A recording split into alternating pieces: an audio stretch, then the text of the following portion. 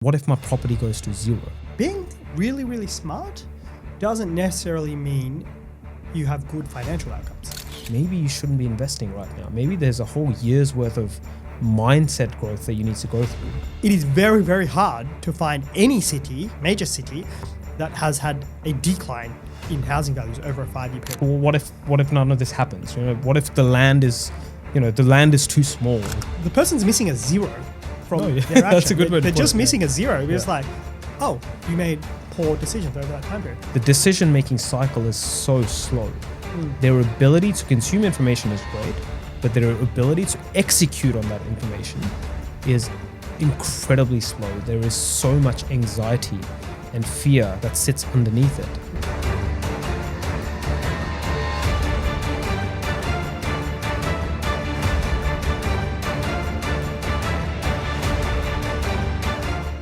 What makes a successful property investor?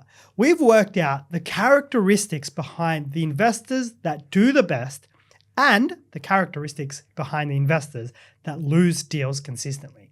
In this episode, it's a little bit of a mindset one. We're going to go through what it takes for you to get results as a property investor and for you to achieve your targets.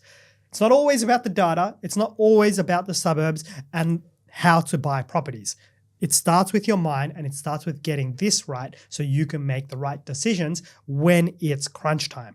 Property deal making gets to crunch time always. There is always a crunch time and you must be ready mentally to make the right decisions quickly to win deals. Adi, how are you, man? I'm really good, man. I'm excited about this. It's funny. We talked about this topic, I want to say about 5 months ago, but I wanted to wait a little while to have this conversation with you because I wanted, again, objective data around, I wanted like almost 6 months of results to be like, I know what makes one because, we're both relatively successful investors because we made decisions. We have conviction in what we do. Yep. But working with, sort of regular mom and dad investors, I wanted the data, right? I'm like, okay, over 6 months, we've done 100+ deals. Like, what does that look like?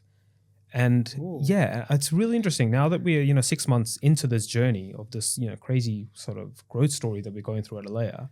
I can objectively sit here telling you there are some very key characteristics that people have and don't have potentially that either makes them successful or it's not successful in the sense that, you're making millions in 6 months. It's just the conviction to, take the action that you need to take to actually get the result. Because you can be the most educated person in the world, but you don't do anything with it. It's kind of useless, right? Yeah. So the key point there is what does it take to take action? Correct. If you don't take action in the decision making of this, then, and you've been watching this podcast for a couple of years and you've taken no action in any meaningful way, I'm a bit confused with why you find us remotely interesting to be listening time and time again.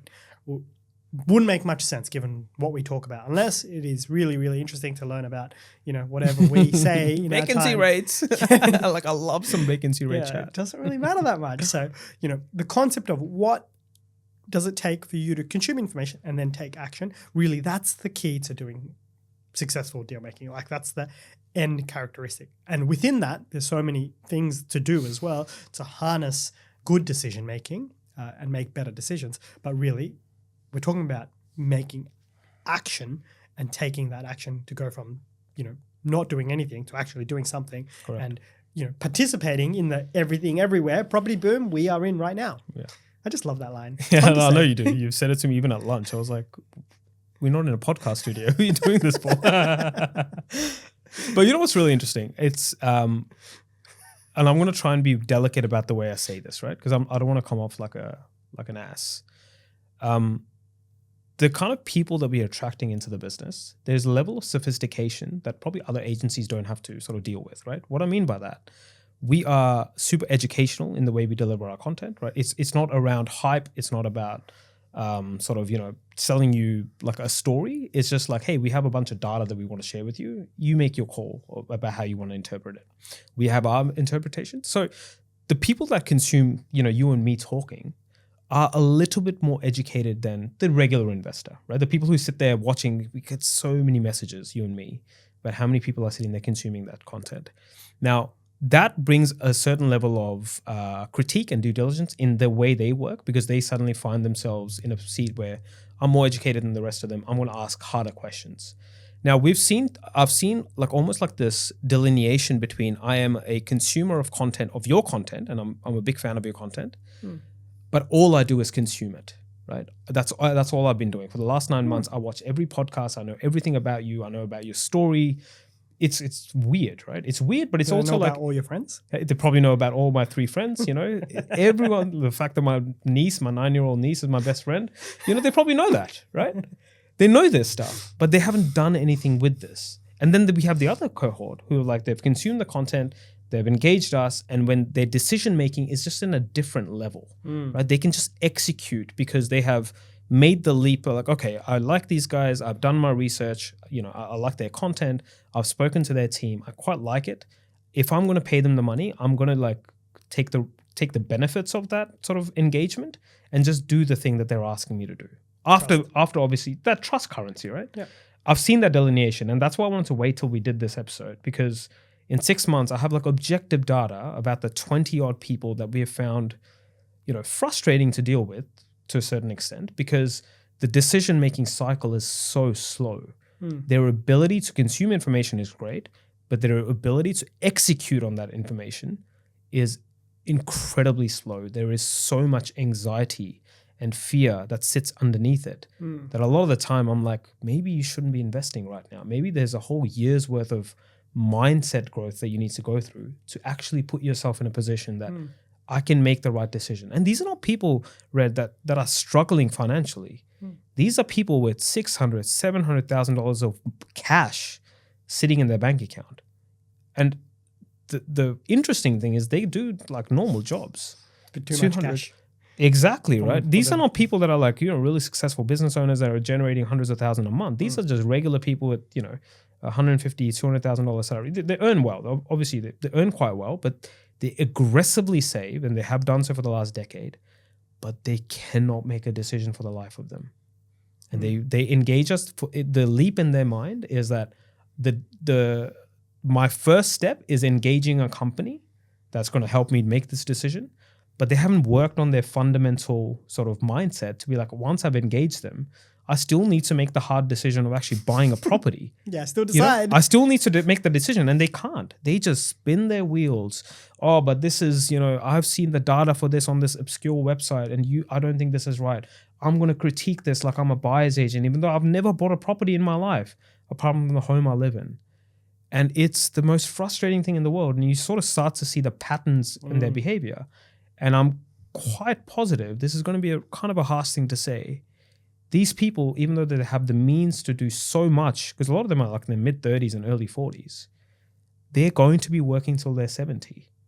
It is purely a function of how they operate in the world. They are going to be working till their 70s purely. There's nothing wrong with that, by the way. I'm just saying, if your whole intention is to, passive income, it's so like, are we going to be running businesses together at like Of 70? course, that's 75. Yeah, of course. I mean, if your knee gets better, yeah, of course. Of course we are, And yeah, maybe these guys will come back as clients at 75 in 30 years. They're like, I'm finally ready. I have $7 million in my bank account. That's right. I'm finally ready to buy a $400,000 house. It'll be a $4 million house. That's right. That's true. So it's really interesting, man. I love the passion you have for this. I feel like this is from the day-to-day working with people. Yes. And the reason why I really like your passion here is because you can see the end outcome in the results of what this person's actually trying to achieve. Because this person's trying to invest in property to further enhance their financial future for themselves and their family. Now, what are the roadblockers to them actually doing it? They've engaged you in this case, or they might be trying to do it themselves, and they are blocking themselves from making a decision.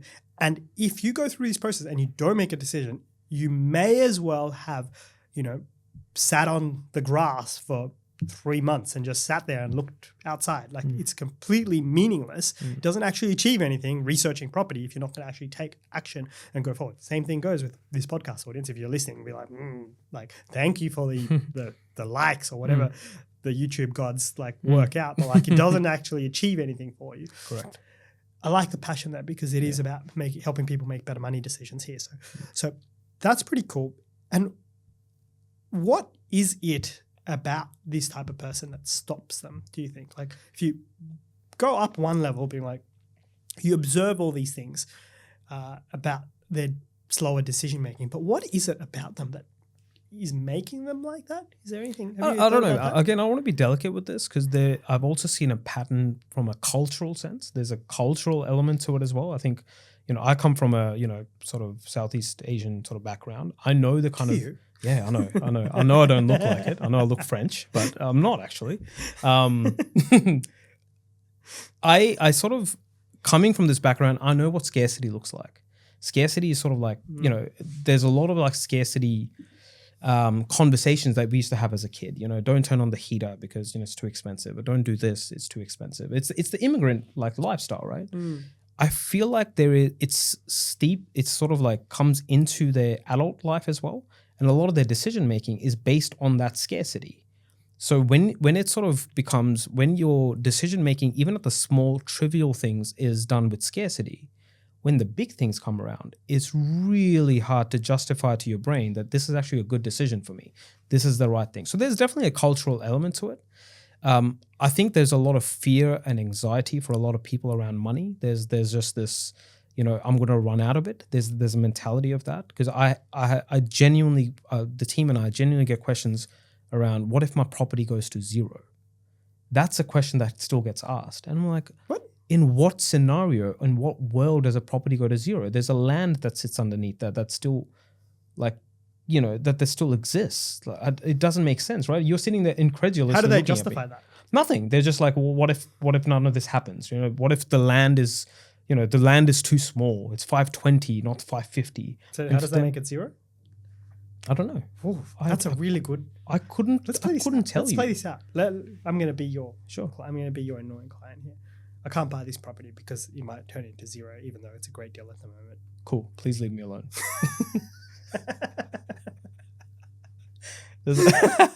I like that. I'm really just trying, because that one I haven't heard before. I love this. This is so entertaining and interesting, because I'm like, oh, people actually say that. You don't see that in mortgage world. Like no one says, what happens to my loan if it goes to zero? Being like, hallelujah. You paid it off. Yes. It's really interesting. I mean, of course, that's an extreme example, and we have had examples like that. Of course, we have. We have. Like we can probably count on one hand. Yes, there's 4 or 5 people who've actually asked that. That's obviously an absurd, and I'm trying to make a point. Okay. But it's not as far a leap, because we've had conversations around like, oh, that's a 520 square meter property, not 550. And that fundamentally changes the way I look at it. Can I address that for a minute? Please do. Like, in case anyone's watching, because we're kind of talking about these sort of attitudes there.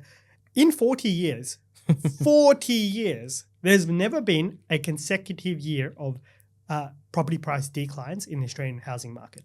So that's the macro framework that we are operating behind. Everything is like the context of Australia. Baby country that is turning into a toddler, then it turns into a child, then it turns into an adult. We're still like in the toddler phase where we're growing, and our population is absolutely soaring in our very lifetimes. It doubles. London's population and, all the other major capitals, they're not going to double in our lifetimes. That's ridiculous. Every person that exists in our cities at the moment, just clone them and there's going to be another one there filling the same space. That means they all need housing. That's the underlying framework behind the Australian economy and the Australian housing story. It is why house prices have this upward trend over time, because the underlying demand frameworks continue to rise and will continue to rise, because Australia is that baby country that's evolving. There's a certain safety to it. And behind that story, over the last 40 years, since the turn of the migration story in Australia, we're turning on the taps of population boom being a big driving force of the Australian psyche and what Australia is as a country. Again, no 2 consecutive years of declines. In a 5-year spectrum or 5-year window, it is very, very hard to find any major city, that has had a decline in housing values over a 5-year period. You have periods where Sydney has done nothing, as Melbourne has done nothing, especially with the major capitals. You have periods in Darwin where it's done nothing, Perth has done nothing for 5 years. You do have those periods, and you do have soft declines in some extreme windows like that.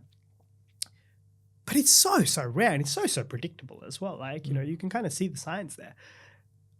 And I feel a little bit bad for this particular example. The person who's got $700,000 over the last 10 years, if I just map that person out when they had their first $70,000 10 years ago, they didn't have 700,000 10 years ago, they had 70,000. If they got a 12% deposit, bought a property in, I don't know, the market of the day, call it Hobart-ish 10 years ago, maybe whatever the boom markets, whatever the list of suburbs we would have said there, that $70,000 would have turned into $250,000 inside a couple of years. And then that $250,000 would have bought 3 properties, and that 3 properties would have turned into $1 million in another 3 years. And then that $1 million would have turned into like 5 million, and then maybe 8 million. The person's missing a zero from their action. That's a good way to They're put just it, missing a zero. It's like, oh, you made poor decisions over that time period. How do I know this? Because how long have you been investing? 11 years now. 11 years. 11 years. And if you go map out your net worth of your situation at the moment from your property investing versus not property investing, you'll be like, oh, property investing's kind of changed my life. Like, It has, man. I'm doing this with you on the back of property investing, as dramatic as it sounds. I started an agency because I felt comfortable. I haven't bought a property with my agency funds at all. This is all like personal income. I put down my corporate income that started at $55,000 towards property, and I just did the same thing. I just saved a little bit. $55,000 As a grad, yeah. Man, ducks of high school. It's just when you're gifted, Reading, it's just different. They just pay you more. They're like, oh, you'll get Have 5. I told you that all 3 of us are ducks as well? Oh, you really? Yeah, that's There a you go. prerequisite of this podcast. Curtis is There you ducks. go, there you me go. too, yeah. Curtis, I can get. Me and you, I don't get. Yeah, mine was completely the, blue. the standards were very low at our school, Yep, to be yep. honest. Yeah, so that's a whole Ducks other of what? conversation. It's But it's pretty very- crazy though. Yeah, very, very interesting, right? And there's, to touch back on your question, like what kind of personality sort of attracts this? I've also seen a bit of a pattern in terms of, again, this is just from 6 months of data. There are certain professions that I think find it really hard to make decisions as well. The cerebral kind of professions. I'm talking about like highly intellectual, like the lawyers, the doctors. They really struggle because I think they have gone their entire lives being told that they are the smartest in the room. 100%. Right? So when they have made the decision to go and give some money, they have such trust issues because they've always lived their entire lives being told that they're the smartest in every room that they're in. So when someone comes in and gives them advice on something that they obviously have absolutely no control over and they know nothing about, their worldview gets shaken. It's like someone is telling me, I need to find a way to tell them I'm actually smarter than them. So let me tell them why this is a bad property or, this market doesn't make sense.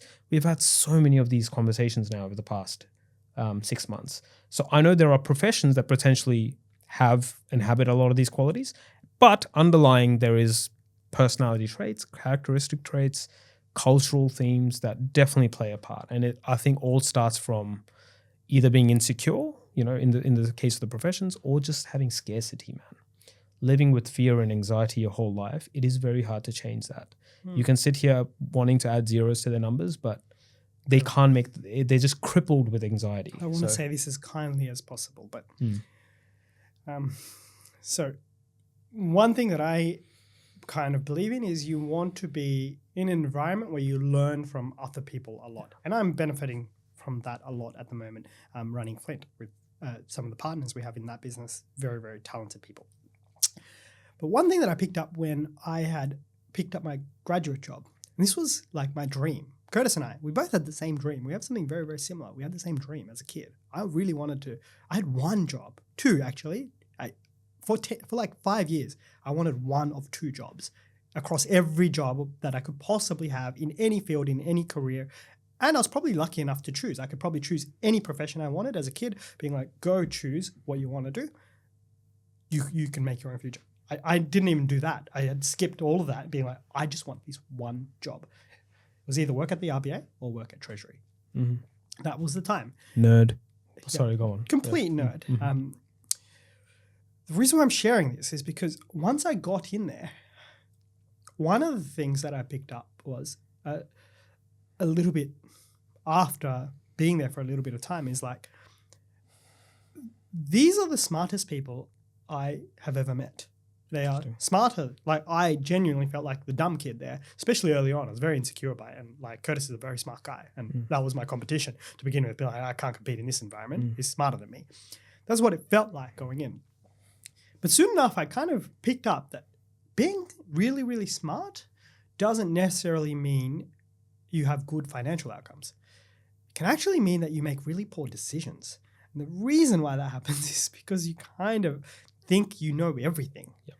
Because you think you know everything, it just means that like you have opinions, like, which is really funny because I have opinions on absolutely everything. Yeah. We have a podcast on our opinions. On opinions, that's right, yeah. But like you can like not see the information clearly or want to be right too much, and that smartness can actually stop you from making decisions. So it's really, really interesting that you're picking up on your observational data of all these clients that you've worked with over a period of time, being like, it's the smart ones that are too smart, that can't make any decisions, getting analysis paralysis, and then have a bunch of cash that doesn't actually lead to a healthy financial outcome, which is the opposite of smart. So, which is really interesting, man. I know you're very like, obviously there's a lot of humility in what you said, right? What you've built doesn't come off the back of like lack of intelligence, right? It's incredible. Like you're a really, really sharp guy.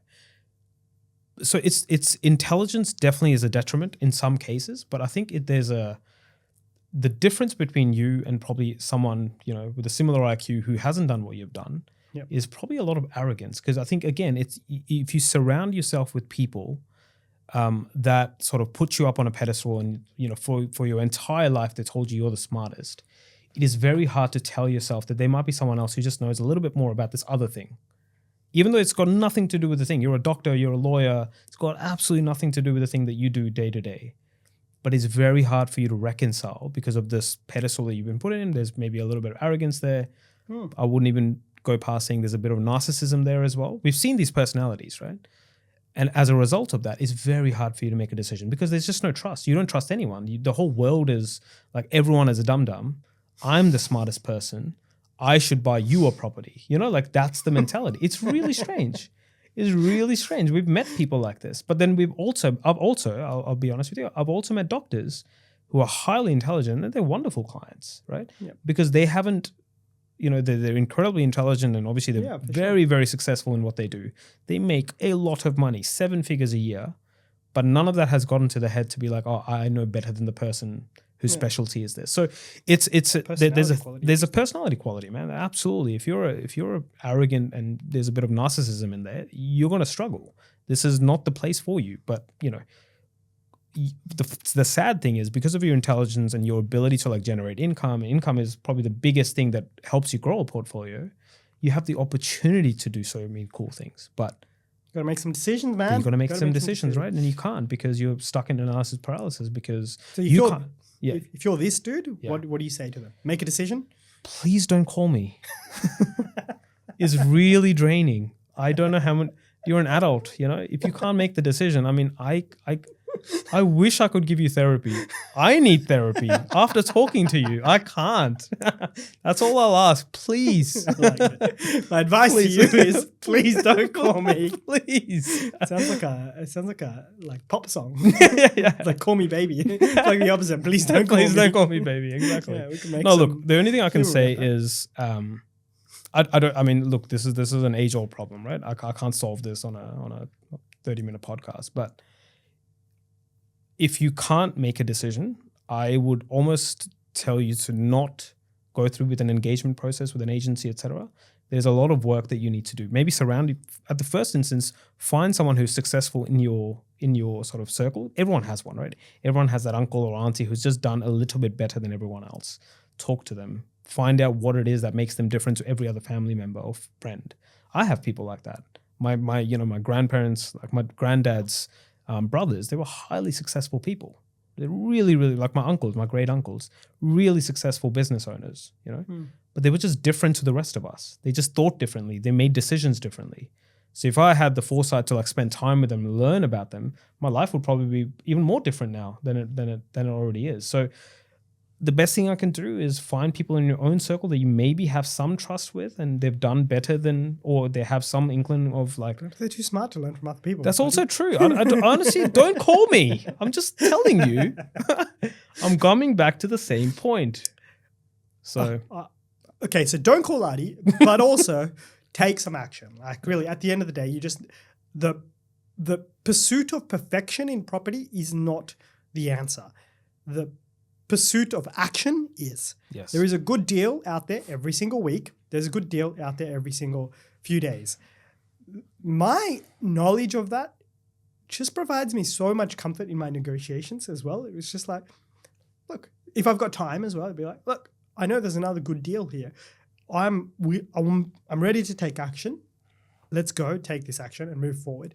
And also my knowledge that property prices are higher tomorrow than they are yesterday.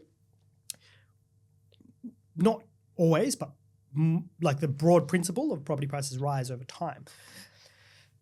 That kind of helps me promote action because inaction is extremely expensive. And in this case that we just used with this poor fella with $700,000 in his bank account, poor fella, like, bit strange, but yeah, he's missing a zero in his bank account from the inaction that he had over time in, investing his money in assets over time.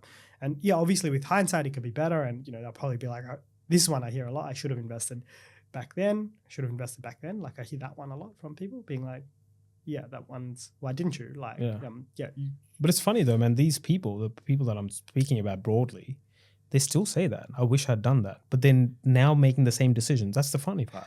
So they're aware of it. They just so ingrained. It's so ingrained in them that it's impossible for them to break free.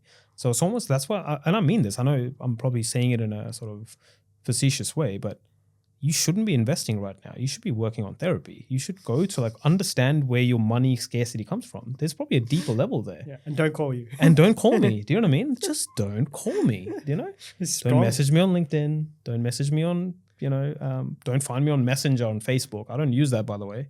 I don't know why you're messaging me there. That's I get weird. a lot of messages in there, right? Yeah, me too. Yeah.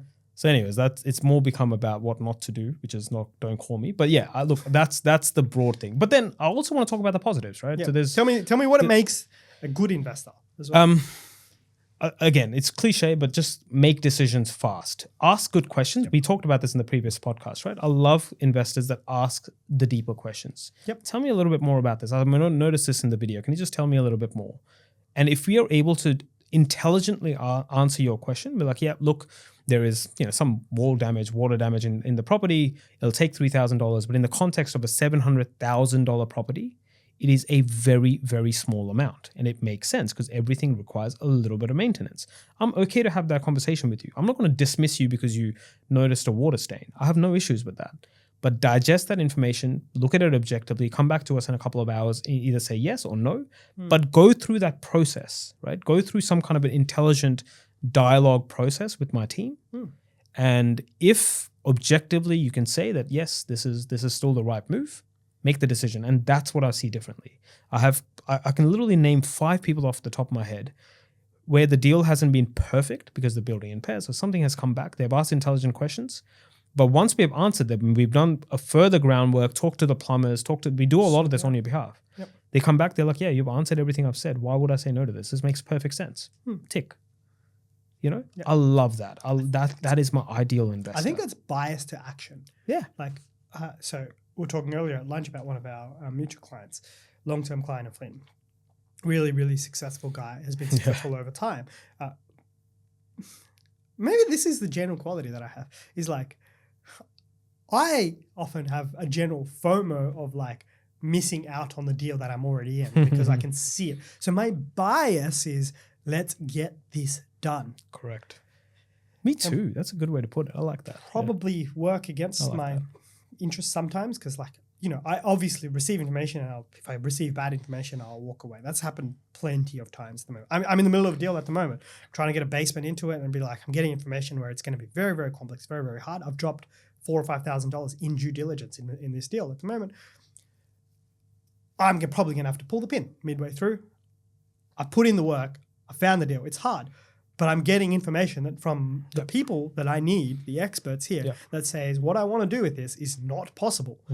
Or if it is possible, here's 30 new hoops that you need to go through and you've increased the degree of uncertainty. So I'm assessing this information and being like, this on balance is the wrong deal. I'll find the next deal, the right thing. And I'm gathering a new form of intelligence that feeds my brain. That will help me feed the knowledge base for the next time around. Helps me improve. But my bias is so strongly towards I have to be convinced out of this. Not I'm convinced into this after I freaking bought it. What on earth? You've already made the decision to, but like you've got to receive a very, very negative piece of information. Not that there's some water stains or like a roof tile's missing. It's just like, dude, what do you think's going to happen over the 20 years you own this property? That's like, it's not going to remain perfect and look identical. Like, someone's going to draw some, things on the wall. The kid's going to play. Like, things are going to happen. It's just normal. It's called property. It's such a good way to put it. I don't think I've heard you say that before. It's maybe you have actually. I don't listen a lot, but bias to action. I like that. Maybe you have. I haven't listened to you a lot. You're in here with me. That's true. I ain't listening, man. I'm listening to myself. I'm having a conversation in my head. What's happening with that deal? But there's a bias to action. That's really it. You have to convince me out of doing something. That's such a good way to put it. For a lot of the 20 odd people that I mentioned, it's like you have to. There's no convincing, to be honest, because their default position is I don't want to buy this. I don't want to buy this. I don't care what you give me. It could be about it could be in the suburb that you did the podcast in. You could have everything. You could have 4 properties on there that are worth, like, it's just, you could have anything. My initial response is, I'm scared and I don't want to do this. So I'm going to ask you absurd questions around, but there is this, school here from 200 meters from here. Does that mean the kids are going to walk past the school house and it's going to be loud? These are questions we get asked from people. How does that impact investment? Red. It's 200 meters away. Red. It's not across the road. Don't ask rational questions. That's crazy talk. It's crazy. So we're like, where does your brain even go? Like, what does your brain do to you to make you ask that question? I wouldn't even think about asking such a question, Hey, do you think the rise of ChatGPT is creating more questions? Does that happen to you? Do you think that they're like feeding this property and be like, ask me questions about this to pass on to their dad? Do you think that's happening to you a bit? They don't sound very intelligent, the questions. So unless AI has gone dumb. No, it must be. There's a lot of spelling errors in there. I'm like, ChatGPT is better at spelling these things. I like it. The questions are too dumb for it to be AI. No, they're just yeah. They need to be AI. Can you put it through AI first before calling Adi? Exactly. That's right. Yeah. At least make it sound logical. My God. I don't know what we were talking about, man, but it's yeah. So I think there is definitely a personality trait that is not, no matter how much money you have in the bank, that's the amount of money you'll have in the bank. The one thing I want to pass on here to other people. Deal making and actually purchasing a property, it gets heated. It